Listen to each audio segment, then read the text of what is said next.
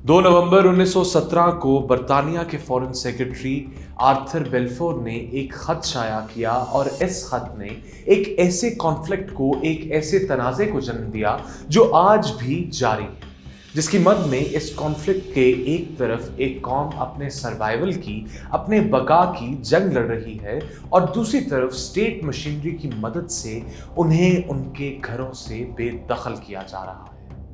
मशरिक़ वस्ता की शारक पर यह कॉन्फ्लिक्ट बरतानवी फॉरेन ऑफिस से शाया किए जाने वाले एक लेटर, जिसे बाल्फोर डिक्लेरेशन भी कहा जाता है, 67 अल्फाज पर मुश्तमिल इस करारदाद ने फ़लस्तीनियों के सियासी और समाजी हकूक़ से मुकम्मल तौर पर कते नज़र करके फ़लस्तीन की सरज़मीन पर एक यहूदी रियासत के क़याम का वादा किया और इस करारदाद की आड़ ही में इज़राइल वजूद में आया।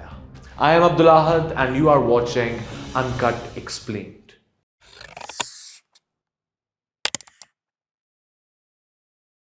इस खत में आर्थर बेल्फोर ने वाज़े तौर पर लिखा कि बरतानिया की हुकूमत फ़लस्तीन में एक ज्यूइश स्टेट की भरपूर हमायत करती है और इसे एक हकीकत बनाने के लिए अपने तमाम वसाइल का इस्तेमाल करेगी और अपने इस वादे को पूरा करेगी। लेकिन जब आर्थर बेल्फोर ने यह करारदाद पेश की थी तो फ़लस्तीन की 90% से ज़्यादा आबादी मुसलमानों पर मुश्तमिल थी, जो प्राइमरीली अरब लोग थे।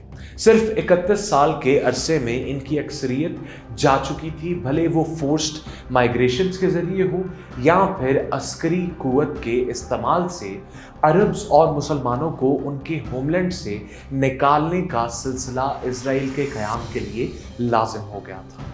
ब्रिटिश ताज के एक वादे के नतीजे में इजराइल का क़याम हुआ और फ़लस्तीन की एक ऑर्केस्ट्रेटेड बर्बादी का सिलसिला शुरू हुआ। अब यहाँ एक वाज़ेह सवाल उठता है कि बरतानिया ऐसा वादा क्यों करेगा? इसका जवाब काफ़ी ज़्यादा सिंपल है। पहली जंग अजीम के दौरान बरतानिया को जिस भी सूरत में एलाइज मिल सकते थे, बरतानिया ने इकट्ठे किए।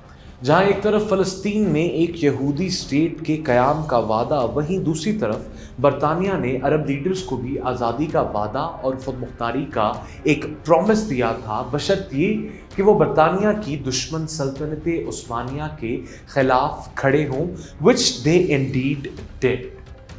वादों के इस सिलसिले की एक कड़ी ही थी इजराइल के इवेंचुअल क़याम का वादा। जिस वक्त बाल्फोर डिक्लेरेशन इशू हुआ था तो फ़लस्तीन की सरजमीन पर अक्सरियत ऑब्वियसली मुसलमानों की थी।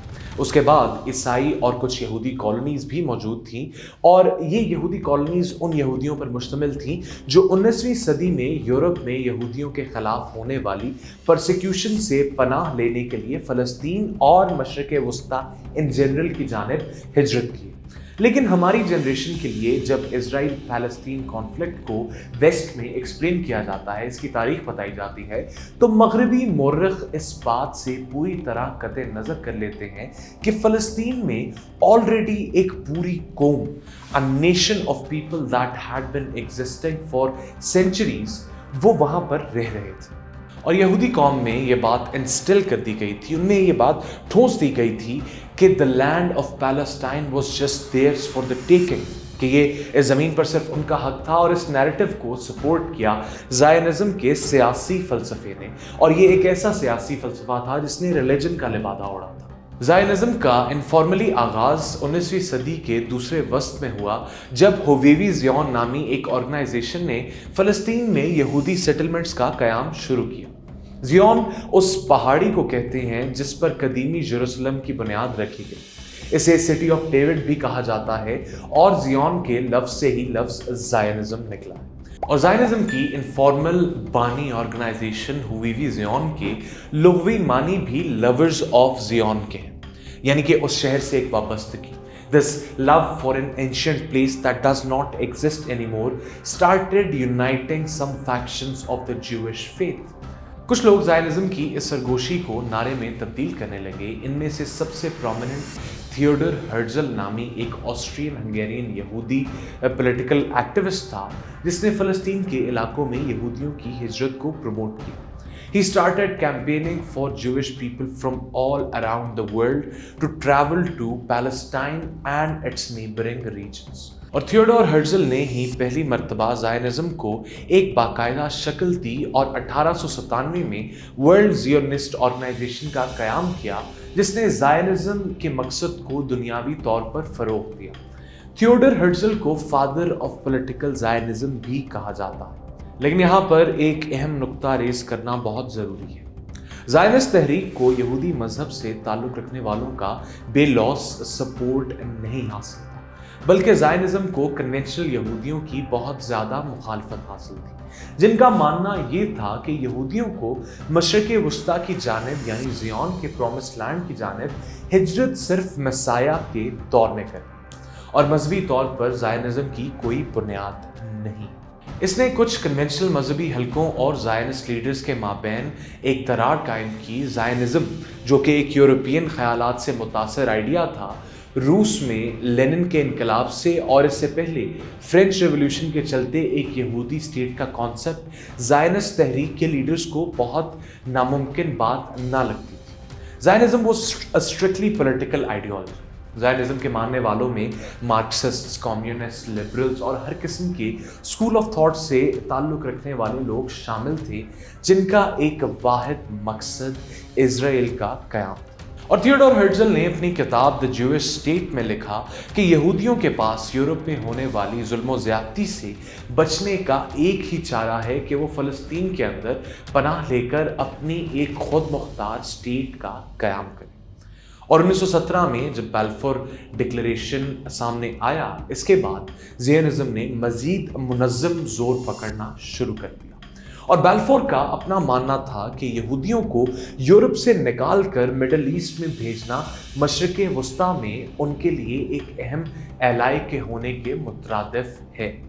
और बरतानिया और ज़ायनिज़्म की इस लव स्टोरी में लाखों फ़लस्तीनी जो ऑलरेडी उस स्टेट में रहते थे, इनको बिल्कुल फरामोश कर दिया। और बरतानिया की इस कदर इन्वॉल्वमेंट और ज़ायनिस्ट तहरीक से ये रोमांटिक कुर्बत फ़लस्तीनियों को एक आंख ना भाई। बरतानवी हुकूमत उन्हें आज़ादी देने की बजाय उनका होमलैंड फॉरेन सेटलर्स को दे रही थी। This sparked a fire of freedom and rage amongst the Palestinians. और सन 1936 में फ़लस्तीनियों की जानिब से पूरे मुल्क में रिवोल्ट्स और आर्म्ड रेजिस्टेंस का सिलसिला शुरू हो गया और ब्रिटिश फोर्सेस और ज़ायनिस्ट फोर्सेस मिलकर फ़लस्तीनी फ्रीडम फाइटर्स को सप्रेस करने में जुट गए। सूरत हाल बहुत कशीदगी इख्तियार कर गई और दूसरी तरफ यहूदियों की हिजरत और सेटलमेंट का सिलसिला भी साथ साथ जारी रहा। By this point they had their own schools, town centers and whole colonies dedicated to the Jewish people. और इनकी सरबराही कर रहा था डेविड बेन गुरियन, जो कि थियोडोर हर्जल के एक तो उनका इंटेलेक्चुअल सपूत था और इनके अलावा शायद इस कहानी का सबसे अहम किरदार है। और सूरत हाल की कशीदगी से निमटने के लिए Britain did what Britain did best, नक्शों पर लकीरें खींची। 1937 में बरतानिया ने फ़लस्तीन में पील कमीशन भेजी, जिसने रीजन को ज्यूइश और अरब मेजॉरिटी हिस्सों में तकसीम करने की तजवीज़ पेश की, with an international zone in between both the states. लेकिन इसने कशीदगी में मज़ीद इजाफा किया और फ़लस्तीनी लिबरेशन फोर्सेस का स्ट्राइक 1939 तक जारी रहा। लेकिन 1939 में आगाज़ हुआ जब हिटलर साहब ने सोचा कि मैं पोलैंड को इन्वेड करूं वर्ल्ड वॉर 2 का, और 6 साल तक जारी रहने वाली इस जंग अज़ीम ने दुनिया के डायनामिक्स को बिल्कुल बदल कर रख दिया। जंग अज़ीम 2 के नतीजे में हिटलर के कॉन्सेंट्रेशन कैंप्स में 60 लाख यहूदी बेदर्दी से मार दिए गए। और इस जंग से जूझने के बाद बरतानिया कमज़ोर था, तो 1947 में बरतानिया ने फ़लस्तीन को खैरबाद कह दिया और यूएन, जो कि एक न्यूली फॉर्म्ड कमीशन थी, इसको कहा कि जी हम जो गन मचा के गए इस रीजन के अंदर, इसको संभाल। इस पॉइंट तक यहूदी पॉपुलेशन फ़लस्तीन में बढ़कर 30% तक हो गई थी। और जहां ब्रिटिश रूल में फ़लस्तीन के पास कोई मुनज़्ज़म अस्करी सलाहियत नहीं थी, वहीं इसके बरक्स आयरॉनिकली यहूदी ऑफिसर्स और सोल्जर्स वर्ल्ड वॉर 2 के तजर्बे और कदरे एडवांस्ड आर्मरी और मिलिट्री इक्विपमेंट के हामिल थे। 1947 में यूएन ने फ़लस्तीन सेशन कंडक्ट करने का फैसला किया, जिसके नतीजे में 55% हिस्सा खत्ते का यहूदियों को अलॉट कर दिया गया। लेकिन एक बहुत बड़ा लूप होल था कि ऑलरेडी उस 55% हिस्से के अंदर भी आधी से ज़्यादा पॉपुलेशन ऑलरेडी फ़लस्तीनियों की थी, और यूएन ने ये लूप होल छोड़कर लाखों फ़लस्तीनी घर उजाड़ने के बीज बो दिए।